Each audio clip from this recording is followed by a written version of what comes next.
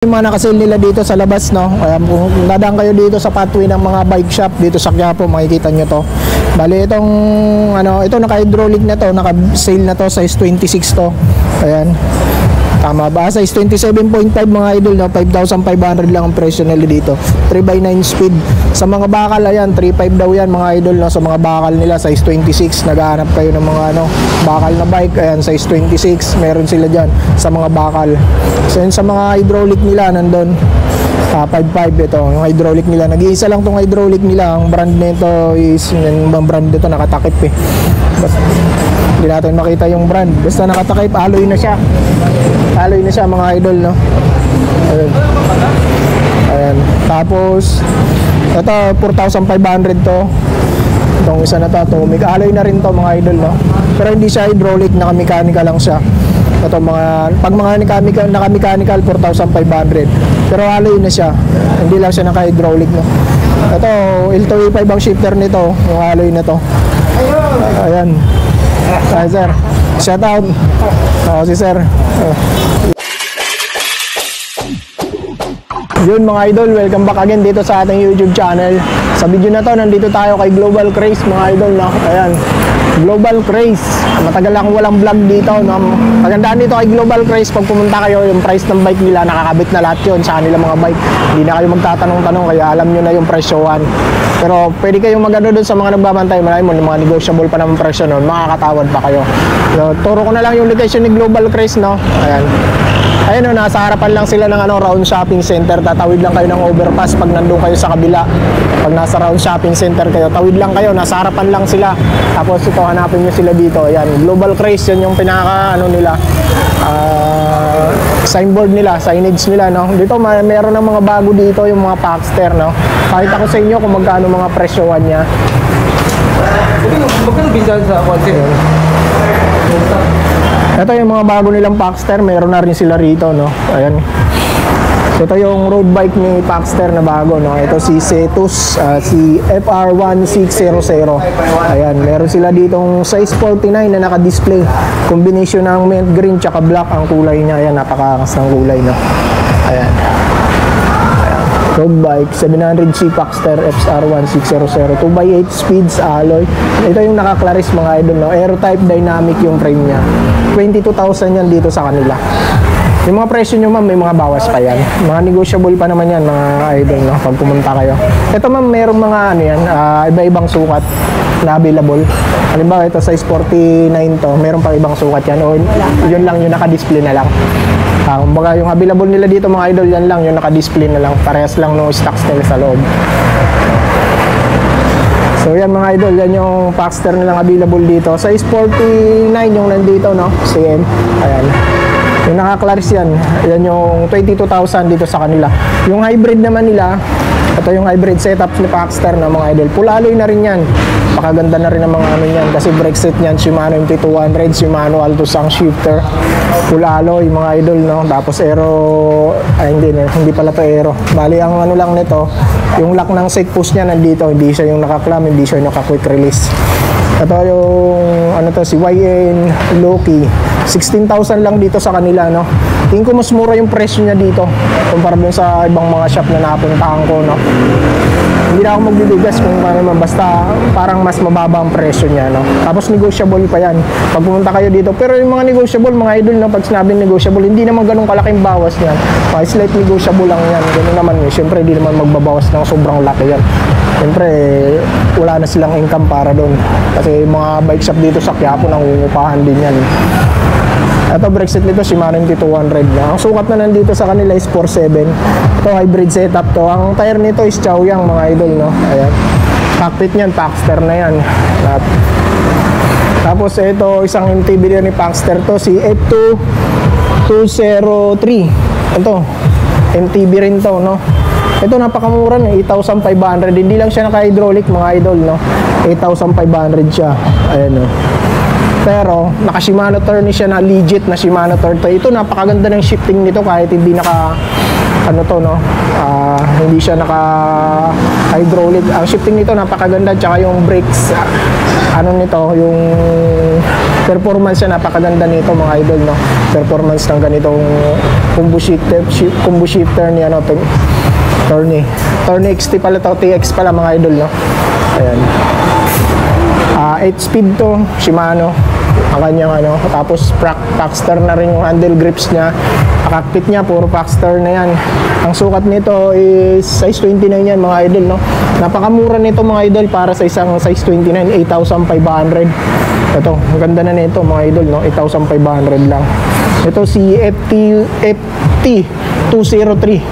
Ayan, napakaangas nito. Baka naghahanap kayo ng isang MTB na ano. Ito, pwede na to mga idol, no? Puntahan nyo na lang dito kay Global Craze. Ito, meron din silang ano dito, Pinewood Patrol. Ayan, MTB. Ayan, size 29. Tapos 3.0 pala to, no? Hydraulic na rin to, 1/10 speed. Ayan, 22,000 ang presyo sa kanila.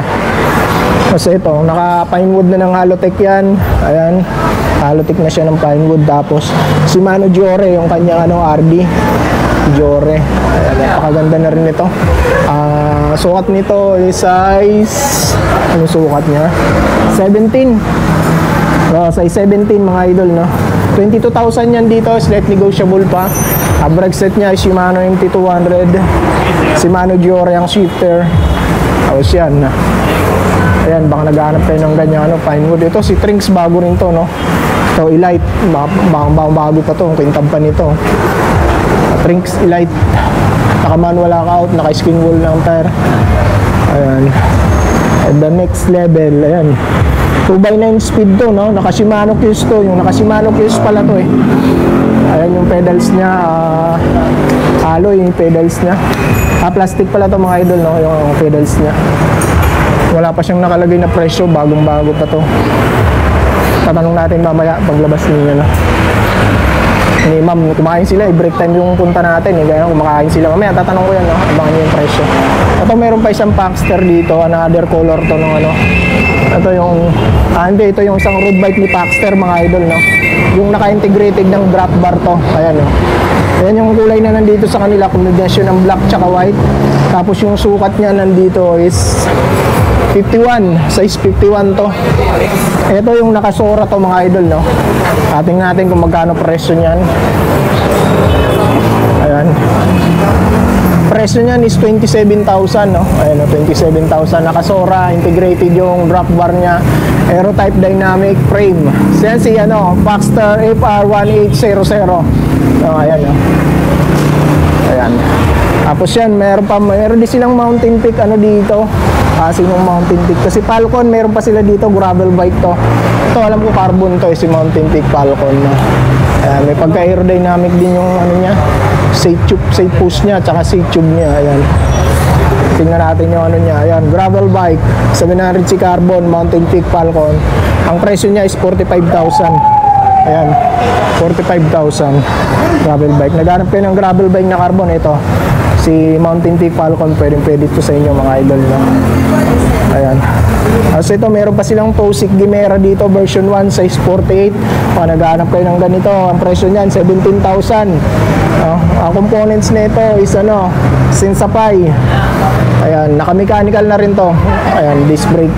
Size 48 yung nandito sa kanila. Ayan, Pinewood Lancer, meron pa sila dito yung 3.0.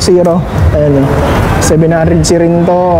Gravel din to, no? Ang presyo niyan dito sa kanila is, asa na ang presyo niya? Wala siyang nakalagay na presyo, no? Ayan, 32,000. Dati 32,000 ngayon, 26,000 na lang. Ito, baka naghahanap kayo ng ganitong ano, gravel bike na Pinewood. Ayan. Skin wheel na yung tire, Innova Pro, tapos Pinewood Lancer 3.0. Sukat niyan 48, size 48 yung nandito sa kanila. Tusik Chister, meron pa dito sa kanila, oh. Road bike din to mga idol, no? 10,750 dito sa kanila, 2x9 speed. Ayan. Naka-sale na yan mga idol, no? Si Tusik Chester. Size 48 yung nandito sa kanila. Ayan, baka sukat yan sa inyo, puntahan nyo na. Naka-sale na yan ang price, oh, 10,750, may road bike na. Alloy frame, tapos alloy na rin pala yung fork niyan mga idol, na mechanical disc brake na rin. Ayan, si ano, Tusik Chister. Hindi ko na nakikita yan sa ibang mga shop, si Tusik Chister, eh. Sila na lang ang meron yan dito. Kaya sinil na lang nila yan, nag-iisa na lang siguro yan mga idol, no? At meron din silang T-Rich Alpha dito, no? 16,500, negotiable pa yan. Ayan, MTB Alpha alloy, 1x13 speed to, napakaangas, 13 speed, hydraulic na rin. Shimano MT200 pa lang brake set nito. Ayan. Yung sukat na nandito nakadisplay sa kanila is size medium. Pakangas nito, 13 speed, no? Ayan, smart yung ano niya, shifter niya. Pakaganda nito alloy. Yan, baka sukat sa inyo yan, pasyalan nyo dito kaya, no, Global Craze. Ito naman, isa si Tosi, ano to, Aray. Ito naka super sale na rin to, 1x12 speed din, hydraulic Tosi Navigator, 13,000 dito sa kanila. Yung naka rigid fork na to, no, ito mga hindi ko na nakikita to sa mga ibang bike shop eh. Naka tanwall ng tire, tapos ayan, naka halotech na to. Ito wala nang panapon to, si Tosi Navigator mga idol, na full alloy na rin to.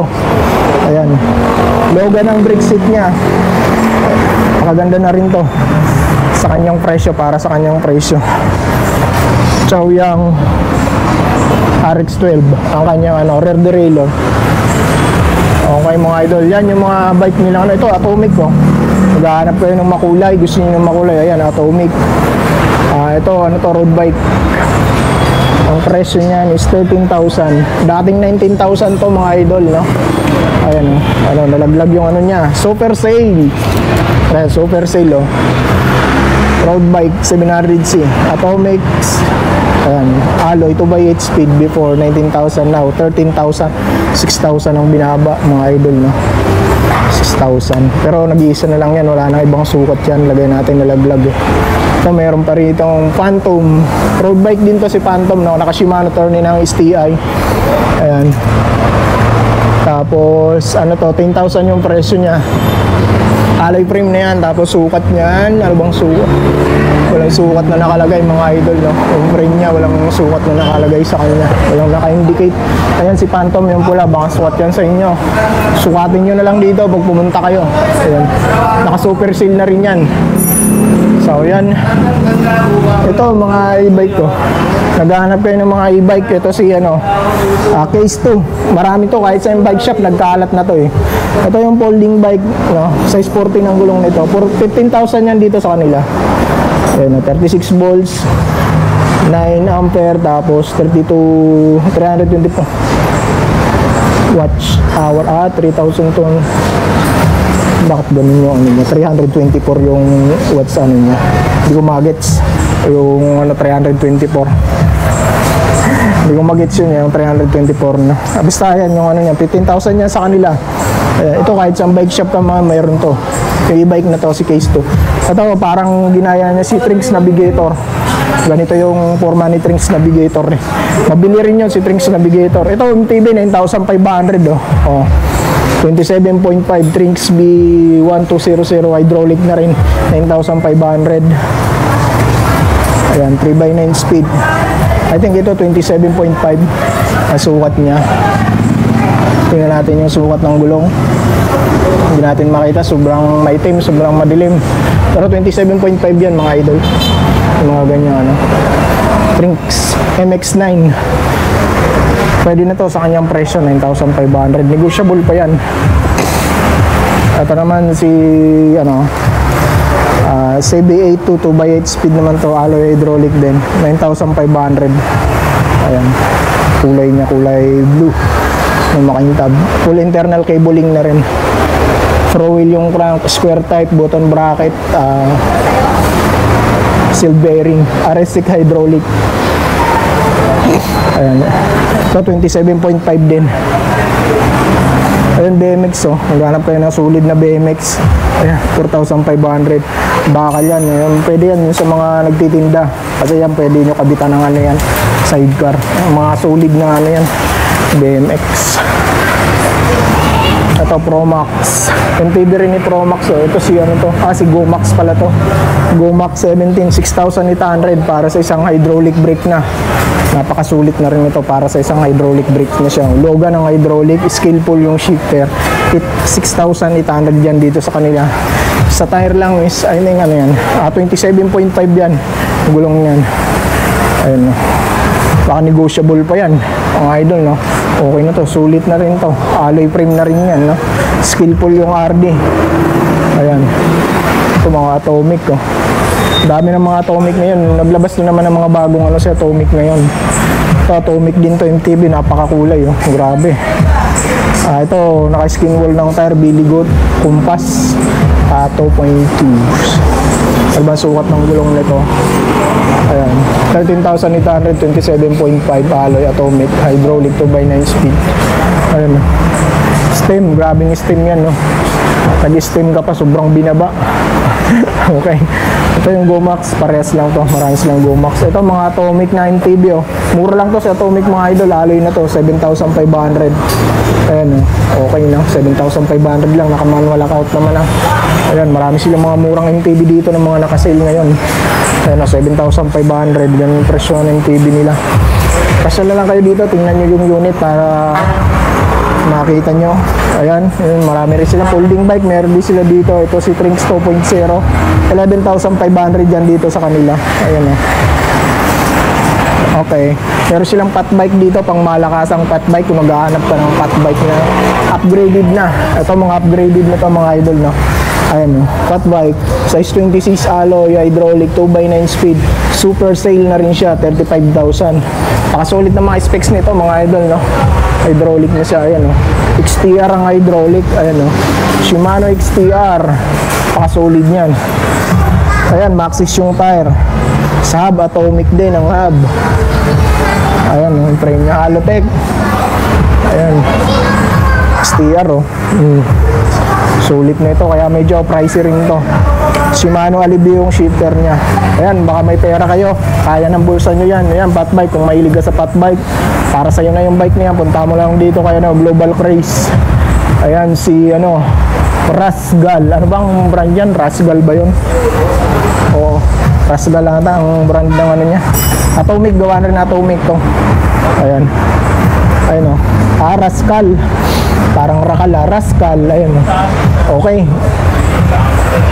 So yun mga idol, hanggang dito na lang update ko dito kaya na Global Craze. Pasyal na lang kayo dito, tingnan yung mga unit nila. Tapos kung pasok sa bulsa nyo, pasok sa budget nyo, at pasok din sa mga presyo nyo, ayan, kunin nyo na yung unit na yan dito kay Global Craze. So yun mga idol, hanggang dito na lang, mag-iingat kayo palagi and God bless. Peace.